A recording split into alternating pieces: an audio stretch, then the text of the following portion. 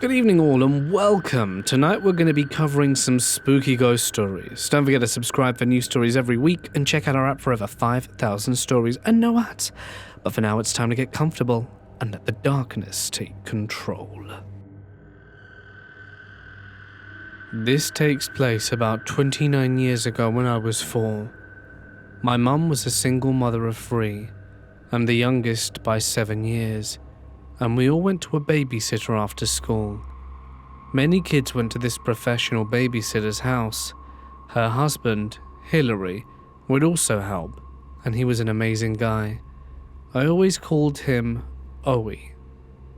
My mum was a nurse and would work 12-hour shifts, so I'd always be one of the last kids there.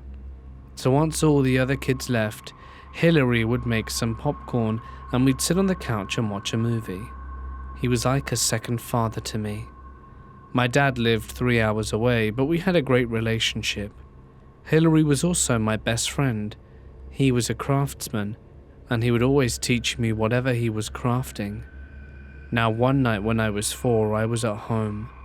I was eating a bowl of Cookie Crisp cereal upstairs in my room, when all of a sudden I just started sobbing uncontrollably. I was crying and screaming for well over 2 hours. And nothing my mother did would calm me down. She would ask me what was wrong, and I would just say I was sad because I was. After 2 hours, my mom went downstairs to make some food, and then it happened.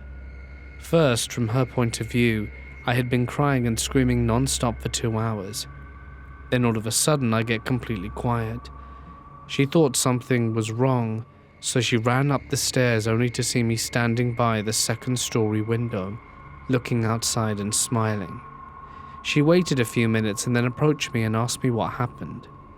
Next, my point of view is that I was screaming when I looked out the window and saw a star shining really brightly. Then the star moved to the window and I saw and spoke to Owie. So then my mum came up and asked me if I was okay and what happened. I said, "I just saw Owie. He was sitting on the windowsill."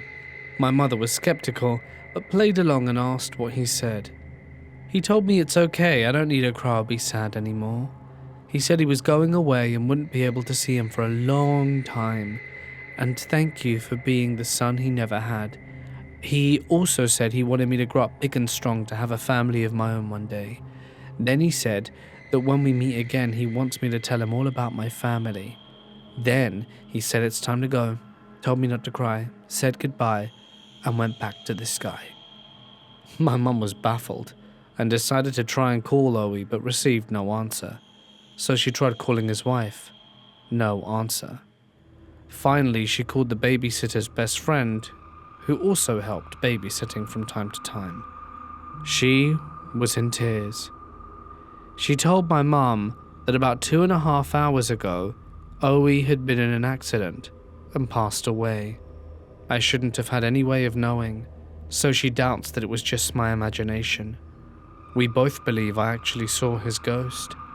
I still think about that nearly every night now. Let me start by saying I never believed in ghosts and spirits, never just my thing.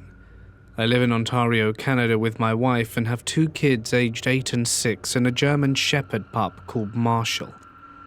We have lived in a 2-story, 3-bedroom house in the quiet outskirts for 5 years and never had anything strange happen. But in the last few weeks leading up to this event, we noticed the dog and how he would sit up really quick and turn his head from side to side and even sometimes run after something and stop at a wall and just look up.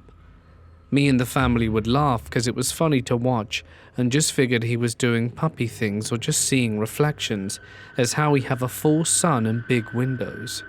Just last week, it was like any other night at our house. I lay with my son and my wife lays with our daughter in their rooms. We read a story or just talk before saying goodnight.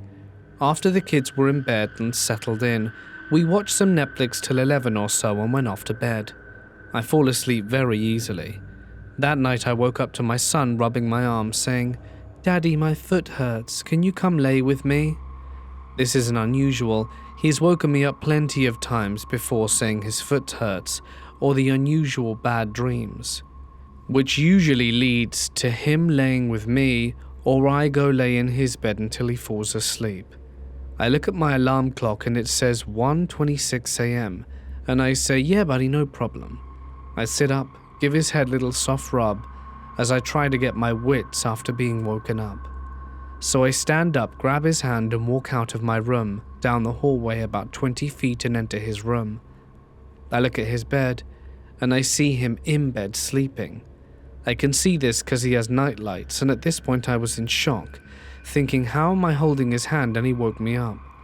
After about 5 seconds of confusion, I look down and see a figure that looks just like my son smiling up at me, and I knew it wasn't right at all because there were no eyes on this figure. So I took back off to my bedroom, freaking out trying to figure out what happened. I didn't want to wake up my wife and tell her what just happened because that would not go well and she would lose her crap and she'd be even more scared than I am or think I'm just dreaming it. After sitting on the edge of my bed for a few minutes and this sinks in even deeper, I went back down to my little guy's room feeling like I'm being watched. I wake him up gently and said, "Hey buddy, wanna come cuddle Dad?" He looked confused for the first time in the middle of the night. Dad's waking him up to come and cuddle. I took him back to my room because I didn't want to leave him in that room afterwards. I haven't really slept much since this happened, and I've also been thinking about the other nights in the past he's woken me up. Was it really him? Or was it this figure that I encountered? Or the nights I said, "Yeah buddy, come cuddle up to me," and I wake up and he's back in his bed? Was it really him? I hope it's gone and I don't see it again. Maybe someone else has an experience like this. Who knows what I might have encountered that night. When I was very young, I lived in a house with my older brother and mum in Cincinnati, Ohio. And ever since I could remember, I would always see shadows outside my room that seemingly would stop and stare at me. When I turned 5 years old, the activity started to target me and escalate more. I would have a recurring dream of laying in my bunk bed on the top bunk, playing Pokemon on my Game Boy Color, and I would see a man's hand come up from the side of the bed. And then it would firmly grab my leg and try to pull me off the top bunk. That's when I would wake up and see a mark on my leg, exactly where the hand had grabbed me. On other occasions, my closet doors would shake violently, and when I would call for my mum, they would immediately stop. The one thing that freaked me out the most was when I was 6 years old, and I was building a new Lego set in my basement and the door was shut. My brother was on the second floor, and my mum was making dinner in the kitchen on the first floor of the house. I was nearly finishing the Lego set, and the door creaked open, and I saw a man starting to walk down the stairs. At first, I thought it might have been my mother's boyfriend, but immediately I knew it wasn't him, since he stopped on the bottom stair and looked nothing like him. The man slowly turned his head towards me, and what I saw caused me to scream, since half of his face wasn't there. It was gone. It was extremely gory, like half his face was blown off. He turned away from me and walked into the laundry room and vanished. I ran upstairs crying for my mum, and all I could do was say there was a bloody man in our basement. We moved out of that house once my mum and stepdad got married and I was 8 years old. 3 years ago, when I was 20, I investigated the history of that house, and I discovered that the owner before us lived with his brother. One evening they had an argument, and his brother shot and killed him in the bedroom with a pistol. Though the brother killed the owner in the bedroom, the brother moved the owner into the bathroom, took a shotgun, and made it seem like the owner had done the job himself. That explains why I saw a man with half a face missing. When I was 3, my parents and I were on vacation to Canada and staying with my great uncle. He lived in an older downtown Toronto home. He had a finished basement, and that's where all the adults were when I was put to bed. I remember I felt afraid in that room and had trouble falling asleep. But at some point I opened my eyes and stared at the end of the bed, where I saw an old woman. She was wearing a purple dress with white flowers all over it. She was glowing with a greyish hue around her, and she had her hair done in a big bun, with one hand on her hip and the other wagging a finger at me and asking in an angry voice, "What are you doing in my room?" She was upset, and I dove under the covers. After a while, I worked up the courage to peek, and she was gone. I left the room and made my way down to the basement. They were all surprised when I came down the stairs, and my mother asked why I was up.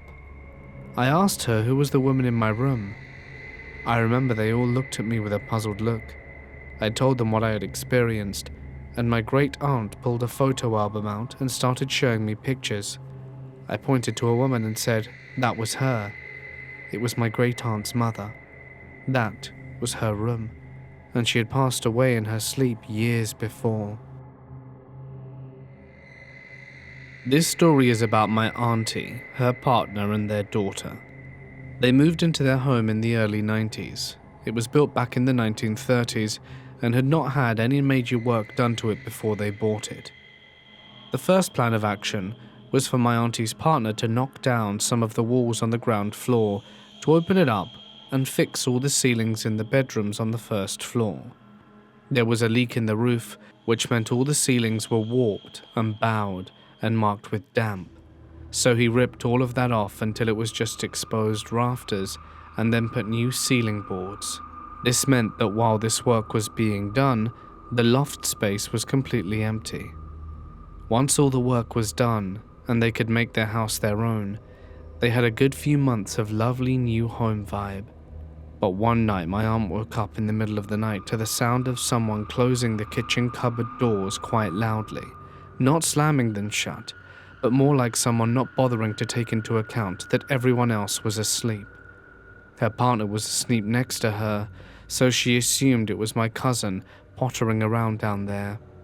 My cousin was around 15 at the time, so it didn't surprise my auntie that she wasn't exactly considerate when getting her late night snacks. She muttered a few words of annoyance and went back to sleep. The banging doors continued sporadically for the rest of the night. The next morning my aunt goes downstairs, quite tired from not sleeping too well because of all the noise, to find my cousin eating her breakfast at the kitchen table. "I'm surprised you're up so early considering you were banging about the place last night," my aunt says to my cousin. "What do you mean? I didn't get up once last night," says my cousin. My auntie then gets this wave of panic. Who was banging around last night? There's no sign of anything being out of place or disturbed, and all of the perimeter doors and windows were locked and undamaged. After a bit of arguing between them about who was walking about, with no one owning up to it, my auntie comes to the conclusion that it must have been a particularly vivid dream, and they go about their day. A few weeks pass and it happens again. My aunt is awoken in the middle of the night by the occasional sound of cupboard doors banging shut in the kitchen, so this time she gets up and goes downstairs to investigate, but there's nothing. No one is awake, and nothing looks out of place. My aunt is getting seriously creeped out now. She tries to reason that maybe it's the neighbors, and the sound is being carried through the house because it's always so much quieter at night and easier to hear things. But this gets dismissed when my auntie's partner points out that they're semi-detached and the neighbor's kitchen is on the wrong side of the house for that to be the cause of the noise. The banging is definitely coming from below them in their kitchen rather than off to the other side of the house where the neighbor's kitchen would be. This carries on for a good while. Every week or so there comes a night where one of them is woken up by the sporadic banging. They go to investigate. Nothing. Back to bed, and it starts again until morning. My auntie sometimes goes to a medium. She goes to see if she can get a message from relatives who have passed on. Sometimes she gets told some spooky accurate stuff, whereas other times it's way off the mark. So anyway, one time she goes to see one, and this is very deep during the period of when the banging is going on, but she doesn't mention any of it to the medium. She's always very careful not to say anything or give away any visual clues to whichever medium she's seeing, because she wants to believe and doesn't want that niggling doubt that she fed the medium answers. She's got a great poker face, and the medium is talking to her about messages they're receiving, stuff about her career, her partner, which turned out to be true, cheating dirtbag, and then the medium randomly starts talking about her house, how she's been there for a while now, but there's someone in the house that isn't happy. Someone who doesn't like what they've done with the layout. My aunt is confused. She assumes that the medium is talking about her partner, or my cousin, but the medium continues. "Check the loft," the medium says. "There's something in the loft." Now this creeps out my auntie even more. She knows nothing of the loft. They've never gone up there since moving in, because everything was put into the garage when they arrived so that her partner could redo the ceiling, and they had never got around to moving all the stuff from the garage to the loft. She goes home and tells her partner about how there's supposedly to be something in the loft, but not about what she was told about him cheating on her one day. Self-fulfilling prophecy and all that. And he gets the ladder and goes up there. There's a period of quiet when he looks around with a torch and then goes, "Holy crap." He comes back down the ladder clutching a piece of paper. "I found this lying on one of the rafters," he says. It's a photograph, a black and white photograph of a woman in her 50s, and she looks pissed in the photo, very stern. It gives all of them the creeps, especially when my aunt's partner insists that there's no way it could have just been there when he found it, as they would have seen it when they were redoing all the ceiling. They can't work out how it got there, so my auntie calls the old owner. They have a chat, and my auntie describes the woman in the photo. The old owner is able to deduce that it's a picture of his mother. Turns out she died in the house back in the 80s, and he inherited it and continued to live there until he sold it to my aunt's family. Now, this gives my aunt a serious case of the heebie-jeebies.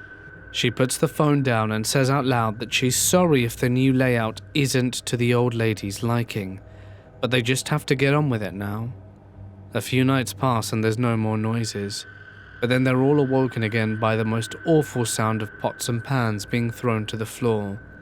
They run downstairs and there's nothing to account for what caused the noise, but my auntie describes it like no noise she's ever heard before or since. Just awful. She scans the kitchen counter.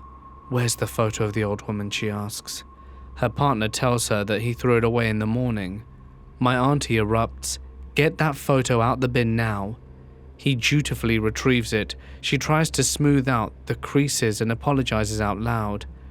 The photo is put in one of the kitchen drawers and they go back to bed. After that, my aunt would get woken up every now and then by the sound of the cupboard doors banging, but she never went to investigate. Just the old woman voicing her displeasure again. They moved out a few years ago and left a note to the new owners saying to leave the photo in the kitchen drawer. I used to work at a bowling alley / arcade / laser tag place. Apparently someone had died in the laser tag arena just under a year before I started working there. One night we closed the arena for a few hours, and I had to clean the area with some other employees. While we were cleaning, both the main lights and the decorative black lights went out, and the whole room was in pitch darkness. I was on the upper level of the arena when one of the guys behind me screamed at the top of his lungs. I saw that he was somehow barely dangling above the safety rail and yanked his arm back before he fell. He was really freaked out and said that something cold touched his back and pushed him. There have been other occasions where he's been injured or attacked by some unseen force while inside the arena, and we all thought it was the ghost of the guy who died. The employee later quit because he was almost seriously injured inside the cursed arena. I once experienced something very odd. Phantom whistling that followed a tune that me, my brother and sister were singing, Greensleeves, while doing the dishes in the kitchen one summer. The whistle continued to tune for about 5 seconds after we had finished singing, and it just dissipated. My sister and I can't whistle at all, and we were all staring at each other while the whistling occurred. My brother and sister immediately checked outside for a passerby, as we live in the country with no neighbors, and if there was someone, we would have been able to see them for sure. Not to mention, the whistle was right in the kitchen with us, while I covered my ears and started having a panic attack from fear. They checked inside the house for someone too, and we couldn't explain it, and still talk about the phantom whistler to this day. My parents still lived there and continued to have odd experiences, but nothing to that level. We also tried singing in the same spot again to see if it maybe was just an echo, but there was none. My mother died when I was 16, suffered 4 years with ovarian cancer that just destroyed her. Very bad home life, mostly because of her husband, my stepdad at the time. He sucked, and my mother and I didn't get close until the end. Within the year following her death, I was living with my biological father, and my big brother was home from college. We loved paranormal stuff and watched all the cringy shows like Ghost Adventures before it was quite so crazy in 2011. We were watching Zach be weird one night while Dad was at work, and I went to the kitchen to steal a bite of ice cream. I didn't want a bowl, just a bite, so I did it with a spoon. I went back and kept watching. Later on, I went back again and found a fork mark in the ice cream. Mind you, the ice cream had recently melted when I left it out and got refrozen, so it was smooth except for my spoon mark and a fork mark. Weird. I asked my brother if he'd taken a bite, but we both knew he hadn't moved. I got really suspicious and snapped a picture. I put it back, and 10 minutes later, went back and found a chocolatey fork on the counter and another mark in the ice cream. I flipped out because I was sure someone had broken in and was in the basement stairwell by the kitchen stealing food when we weren't looking. I checked the whole house and there was no signs of entry. Everything was locked. Then we remembered that our mother used to eat ice cream with a fork. She was the only one. As soon as we started discussing the idea, the living room lamp flickers and the entire house fills with the smell of Calvin Klein's Obsession, which was her favorite perfume. The only bottle we had was in my car. I think she still comes back to visit from time to time. I would like to make it abundantly clear that I'm a very logical person with a scientific background. Once, I was out and saw a homeless man walking toe-to-toe on the curb on a busy street. I was watching him when I heard a truck coming, and he bolted right in front of it. I saw the truck slam on the brakes right before hitting the guy to avoid smashing into him. But it wasn't possible, because the truck was going very fast, and those things take a while to slow down. I looked away briefly because I didn't want to see the guy on the pavement and grabbed my phone to dial 911.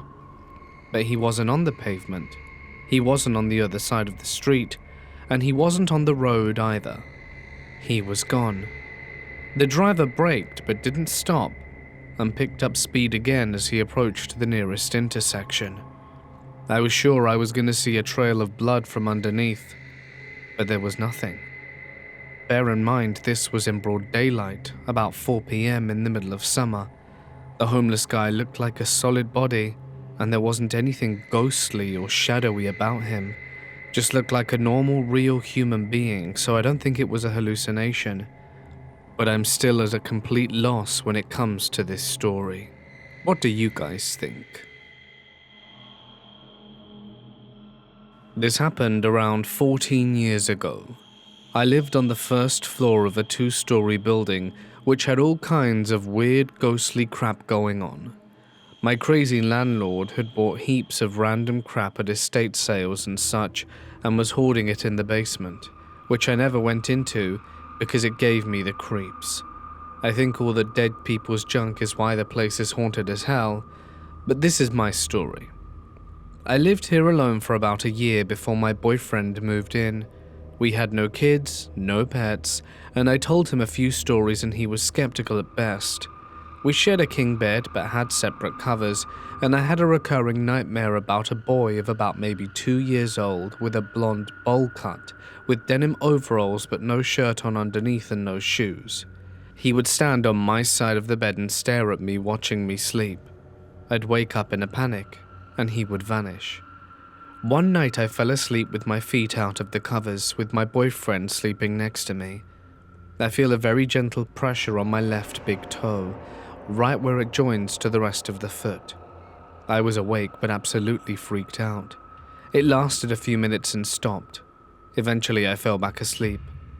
Over the next month, this happened a few more times, on different feet here and there.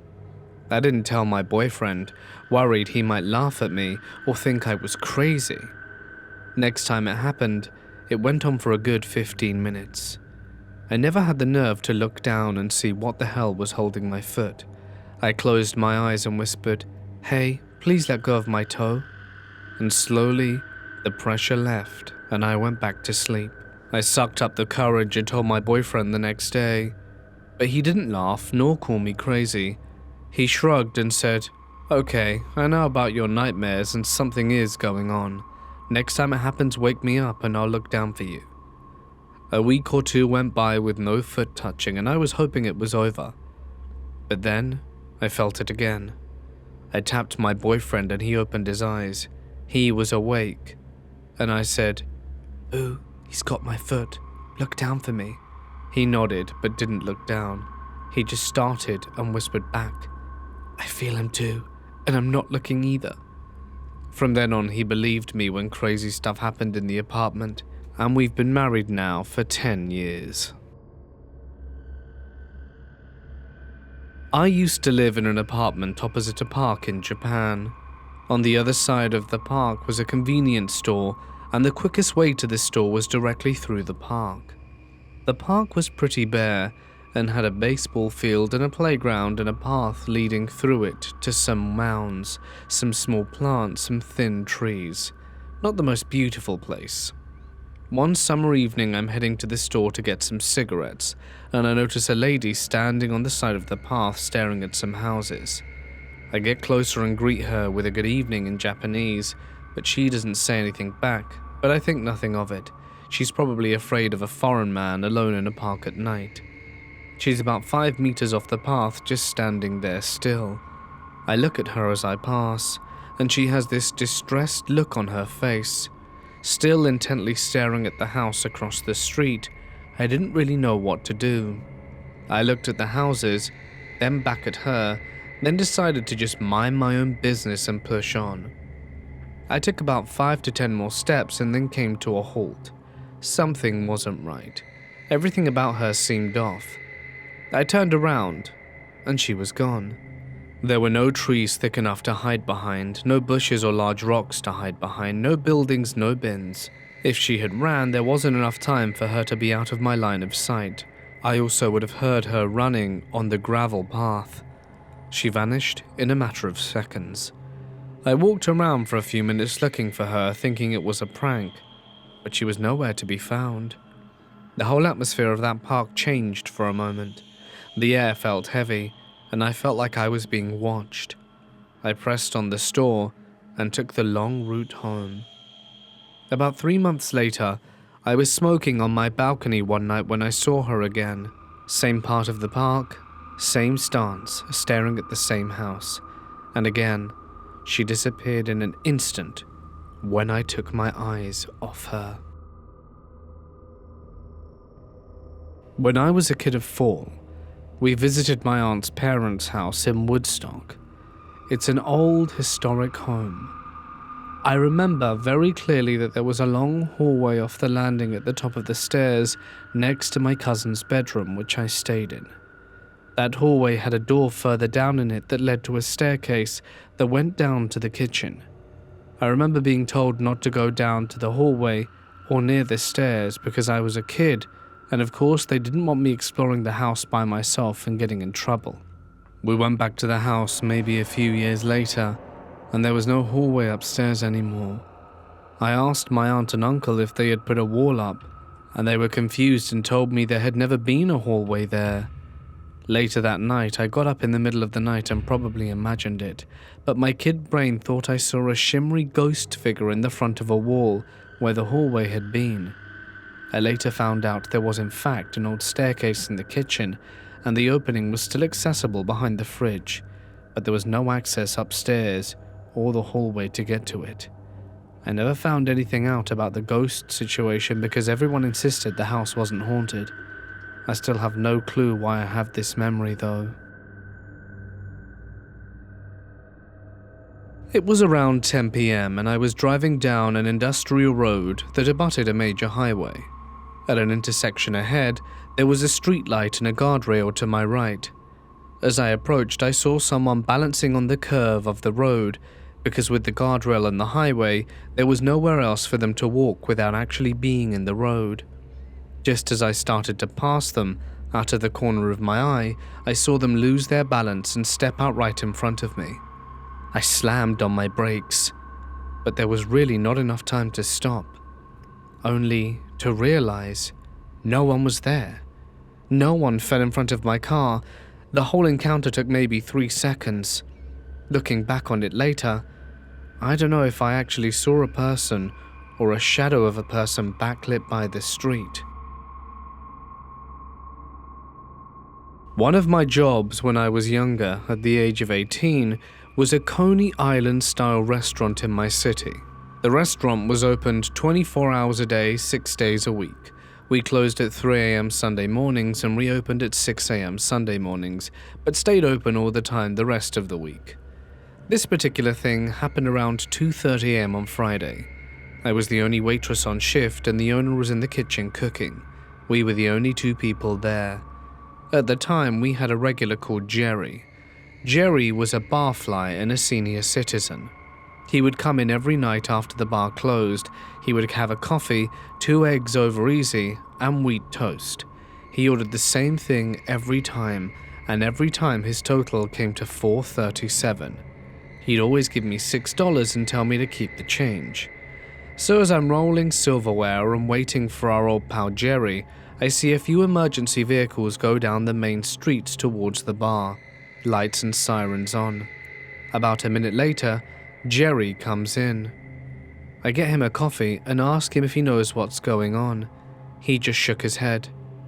So I told my boss Jerry was there, and my boss waved at him through the little kitchen window, and within 3 minutes Jerry's order was up.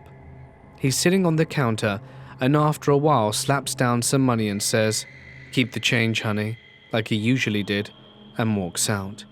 I went over to cash out the check and found the food hadn't been touched, neither had the coffee. There was a $100 bill on the counter. I was a teen mom and perpetually broke, so that money was basically life-changing at the time. I saw in the paper that on Sunday Jerry had been involved in a fight at a bar and had been fatally injured that night. My childhood home was haunted. I also need to tell you that me and my uncle are both sensitive to the paranormal, and while nothing ever really happened in this house, although we always sensed weird things, I was also between 5 and 9 during the time we lived there, and never had a wild imagination. I really don't know what brought up these memories. They just suddenly came back to me, and I had the urge to confirm with my uncle, since I know he's just as sensitive, if not more, than I am. Me, my mum, and my aunt, and uncle, all used to live in this really crappy, run-down apartment building. To give you an idea, the roof was damn near caving in from mold and it was infested with bugs. The landlord did nothing. Both me and my uncle concur that we always felt this weight on our shoulders the entire time we were in the apartment, and it worsened when we were in the bathroom, while completely going away outside. The bathroom was the worst part of that place. You know that feeling when someone's watching you all the time? In that room, specifically from the vent, it felt like red eyes gave me serial killer vibes, but there was nothing in there. I remember being so scared to go in there, and for a long time after moving out I was just scared of bathrooms. I know it sounds stupid, but it's true. Whatever was there truly terrified me. My uncle said he felt maybe 6 different entities in that house. I used to see exactly 6 shadowy figures at night, darker than my room around them. They wouldn't move, but they were humanoid in shape, and I knew what I saw. I had never told that detail to anyone. I had never spoken about anything I felt in that house. I had buried the memories. I don't really know what made them resurface. But there was one more thing that absolutely freaked me out. One time I was in my aunt and uncle's room crying. I don't remember why. I stopped for a minute, and the room was completely silent, when all of a sudden I heard a comforting, "Hush." It was in a child's voice, a voice coming out of nowhere. It completely terrified me. I bolted from the room and never liked staying in there very long after that. Later in my life, my uncle casually started talking about ghosts. He mentioned before that his grandmother helped him tap into the paranormal, and now he's very sensitive to it. His side of the family are 100% believers. When these memories resurfaced, I had to confirm with him to find out if it was just my imagination or if there was really something there. I'm positive there was, after comparing notes with my uncle. He gave me his experience first, and it matched mine pretty much to a T. I almost want to go back to see if it all still holds true, and partially to see if the building has collapsed yet. Many of you may have heard of the Salisbury Hall and the White Lady. In my whole time working there, I can't say I saw the White Lady, but I did have one encounter that I don't think I'll ever forget. I used to be a cleaner for the small huts that people could stay overnight in, so I never went directly into the hall, only walked past it when leaving and entering the grounds. But still, scary things happened.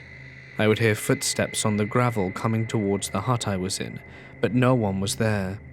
I had the occasional knocks on the door and windows, and even heard faint voices and mumbles, but that became normal after a while. The scary part is when the little girl showed up. I was cleaning one day and it was chucking it down, so I kept all my stuff inside and only went out when moving between huts.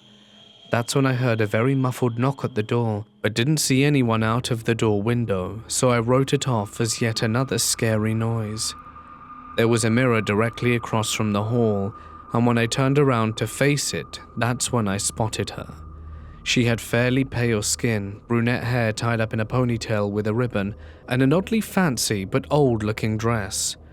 It was very common for us to host weddings, but as far as I was aware, there wasn't one that day. When I turned to face the door again, she was gone. Confused, I carried on cleaning when about 10 minutes later I heard a knock again. This time, she really was at the door.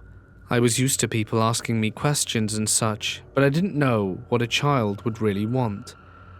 I opened the door, and she asks if I could help her open the door to the hut across from me. She said her mum was at the cafe and had forgot to grab the key off her. I wasn't as hesitant as I should have been, because it was only a little girl. I walked over with her and let her in. I was confused as there wasn't any luggage in the room. The beds were messy and it was freezing cold with their window left open but no bags. I assumed she had just got here and her bags were in her car or something. Regardless, she thanked me and I went back across. I finished my clean and then pulled up the list I had made on my phone. Her hut was on the list. I had never been so confused in my life. I decided to go back to the hut that I had let the girl into to ask if she got the right one. The window had been closed, and when I went to put the handle down, the door was locked. I peeked through the window and saw the girl wasn't there.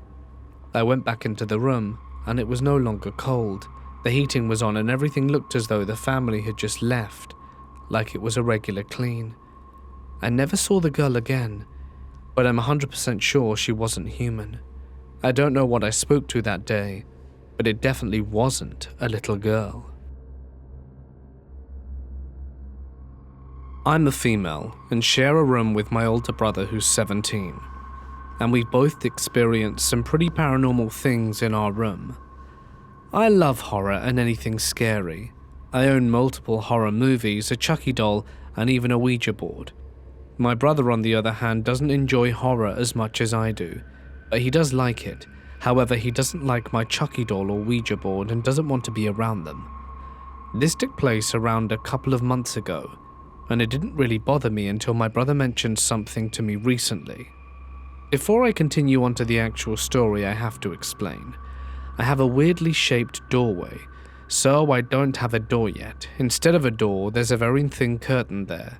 So if my room light is off, and I was in my room, and the hallway light was on, and someone just so happened to be on the other side of the curtain, then I would be able to see the figure of them. It was around 2:30 a.m. I was in bed scrolling through Twitter, reading posts and stuff, when I got the eerie feeling that someone was watching me. I look up from my phone to my doorway and see something standing there, which is immediately creepy because it's dead silent in my house at the time, and my hallway floors make a lot of noise when you walk down them, so I would have been able to hear if someone was approaching my room. At first, I think it's my mum because sometimes she gets up in the night during that time to go to the bathroom, and when she does, checks on us. But this person had curly hair, and it couldn't have been anyone in my family because none of us have curly hair, and no one in my family is that height aside from my mum. I stare at the figure for a long time, and they just stood there, doing nothing but staring back. What was so creepy about it was that it was like they could see me through the curtain, even though I couldn't see them. After a while, they ended up turning around and walking right out into the bathroom that's right next to my doorway. Now let me elaborate. I went and checked the bathroom and no one was there. Nothing was moved and everything looked as it should. So I ended up just going back to my room and staying there until the sun was out, and then I fell asleep. The next day I told my parents about it, which my mum said she wasn't up at the time and kind of shrugged it off as a strange coincidence or my mind playing tricks on me. However, my dad was immediately interested because he said that the spare bedroom, that is locked and secretly nailed shut, was suddenly open the next day after that experience. Other than telling my parents and my girlfriend, I told no one else. A few months after this happened, my brother randomly asked if I had had any weird occurrences when I'd seen a figure or heard people calling out to me, which I'd both experienced before, so I told him I had. And then he told me that he had heard someone call his name when he was home alone one day, and also that he had been walking out of the bathroom at one point and the door had aggressively slammed from behind him. He even said he'd been having strange nightmares about a figure that he couldn't really see, but he said he could tell it had curly hair, which freaked us out because no one in our family did. There's really no logical explanation for what I think of this, especially the experiences my brother had. I do believe in ghosts and I do believe that what it is was a paranormal experience, but I want your thoughts on this. I would describe myself as somewhat sensitive. I can feel when there's a presence somewhere. There's a palpable sense of being watched. There's a tension and paranoia in the air that lingers and can even simmer into full-blown terror. It makes you feel very vulnerable. When I was a younger child, I remember seeing glowing red eyes hanging in the air in my dark living room. I thought our house had werewolves or vampires. There was a phase in 3rd grade when glowing orbs would hang out in our room for several minutes at a time, which I interpreted as aliens. My child mind was trying to make sense of things, but I definitely had a fear of the dark, especially in our house. Most places were fine in the dark, but in our house, I always felt like I was being watched by something with malicious or at best neutral intentions. Paranormal things ramped up for me in high school, but to remain chronicle, I had a cousin stay at our house one summer while most of us were on vacation between my 7th and 8th grades. My cousin Billy was helping my dad with various projects. One night, my cousin, who was going to bed in one bedroom, later dubbed the spooky room, outside in the dark, he saw a figure leave our garage and enter our house. My dad, right? Billy, Billy, Billy, help me. That's when he heard my father shouting, "Billy, Billy, help me." Billy rushed to check on my father, but my father had been sleeping and was irritated by Billy's presence. Billy went back to bed but heard it once again. Again, my cousin Billy rushed to check on my dad, who was fine and confused by his urgency. Billy slept on the couch that night. I didn't learn about this until years later. A few years after, my brother moves away to college and I get his old bedroom, the one dubbed the spooky room. It's my freshman year of high school. I was always particularly creeped out by this room, but hey, new changes are often intimidating. One morning I wake up to see a skull perfectly drawn on the dust of the window across from where my head lies when I sleep. This was the layer of dust facing the inside of the room, not the outside. No one had access to the room except me and my parents, who were not pranksters by any means. I showed my mum and wipe it away. A few weeks later, I'm studying in that bedroom. It's night and the lights are on, so the windows turn into mirrors. I look up from my bed towards that skull window, and I see in the reflection a white silhouette standing behind me. I hold my gaze for maybe 10 seconds, just trying to grasp what I'm looking at. I eventually turn my head around and see nothing. I look back at the window and see nothing in the reflection. I sleep on the couch for a few nights. A few more weeks later, I'm lying in bed listening to a late-night radio show. The lights are off, looking through that same skull window when I see a familiar white silhouette outside stride past my window. I sleep on the couch for several more nights after that. Over the course of weeks, I see more things drawn on the dust of the windows. Generally, it's scribbles and shapes. I'm scared there might be some sort of curse or something, so I wipe them away. Out of curiosity, I put a sticky note on the window that says, "Please write below." Several days later, a perfect circle appears around the note, as if someone had put the base of a paint can up against the surface. This wasn't like the finger drawings I'd seen earlier, but one drawing really did stand out. I decided to recreate it in Microsoft Paint before I wiped it away. Over the years, I've shared this with friends and colleagues, and they mostly come to the same conclusion as I did before I share my interpretations. But yeah, for the majority of high school I slept with the light on, and I avoided that side of the house like the plague. Little things here and there, but nothing huge, until my senior year of high school, and I'm in the living room with my mother watching TV, and the clothes dryer finishes. This dryer is directly down the hall from the spooky room. I suck it up and head over to empty the machine, getting my usual feeling of immense dread and paranoia. As I enter that side of the house, I bend over and start unloading the laundry, and my mind goes blank, and I lose control over my motor functions. My arms go limp, and beyond my control, my body stands up, and I hear a masculine voice take a deep breath and hiss in my ear.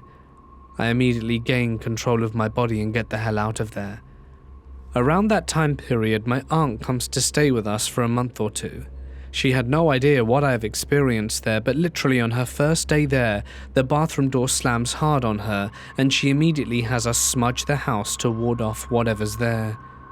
I've experienced other paranormal things elsewhere, and I've had a few weird experiences where I think my dead relative warned me about a few imminent deaths in the family. After the smudging, things mostly quieted down. The weird thing that happened was that when I visited during winter break of freshman year of undergrad, I was sleeping, dreaming in an adjacent bedroom, when a dark figure appeared in my dream, and I could physically feel a heavy weight on my chest as my dream turned into a nightmare. I knew I was dreaming and tried to stay in the dream, lest I wake up and see something scary in my room, but I eventually did wake up and felt the weight lift off my chest. As I did, I had a faint, brief conversation in the hallway, and that was it. I'm home alone one day, watching some daytime TV, when my dog comes trotting from my parents' room with her tail between her legs over to me. She makes a few laps around our coffee table, looks out one of our front windows, and comes back to me whining. She then goes down to the front door, growling, the only time she's ever done that, and she's not 3 people years old yet. Comes back up, tail between her legs, and I'm looking at her confused. About a minute later, I hear what sounds like a baseball hit my front door. I go to the front door to check things out and no one's there, so I walk around the house and see nothing.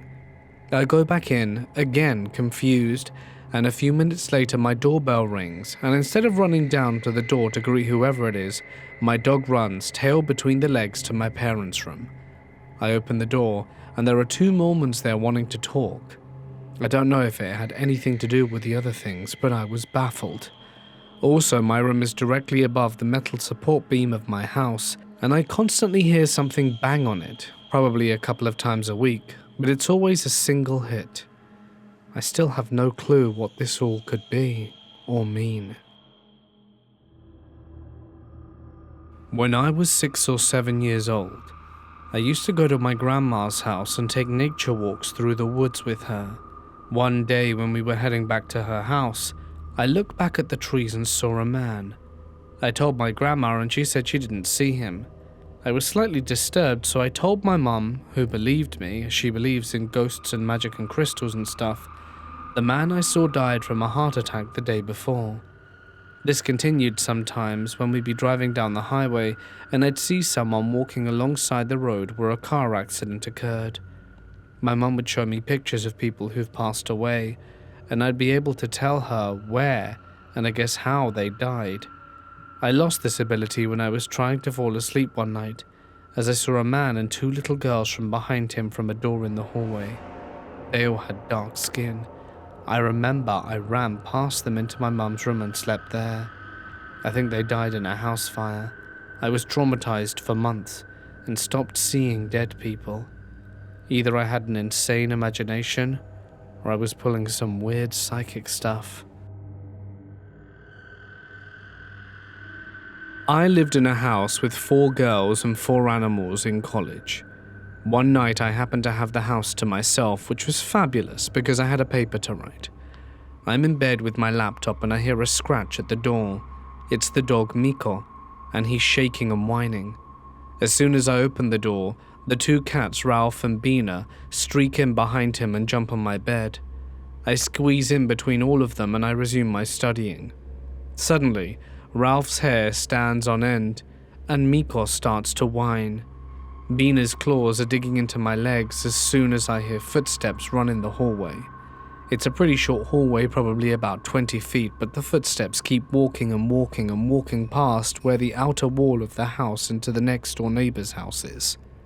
Miko starts growling when the footsteps turn around, and I hear them sprinting back in our direction, and then the door slams shut. By this point my heart is racing, and Miko is barking up a storm, so I grab my baseball bat and walk upstairs. But no one was home, except me and the animals. Hey guys, it's Mort here, and thank you so much for listening. Big announcement: if you have a scary story that happened to you from Maine, Massachusetts, Vermont, Rhode Island, Connecticut, New Jersey, Delaware, Virginia, West Virginia, North Carolina, South Carolina, Georgia, Florida, Mississippi, Arkansas, Oklahoma, Missouri, Iowa, Minnesota, North Dakota, Nebraska, Wyoming, Montana, Idaho, Alaska, or Hawaii, I would love to hear about it for our special 50 State Scary Stories video. I'm really trying my hardest to put this together. I'd love for it to be done in the next 2 weeks, but if you've got a story from those states that happened to you, please email it to me to themortismedia@gmail.com and let's make this video happen. Huge thanks as always to my members and patrons whose names can be seen on screen. We actually published some cool Encounters of the Third Kind stories over on both Patreon and YouTube members, so if you're one of those, go check it out. And if you'd like to join to see what it was, link in the description. There's loads of cool extras and bonuses there. But that's it from me. If you'd like to see another video, link on screen now. But until then, stay awesome, and I'll see you in the next one. Good night.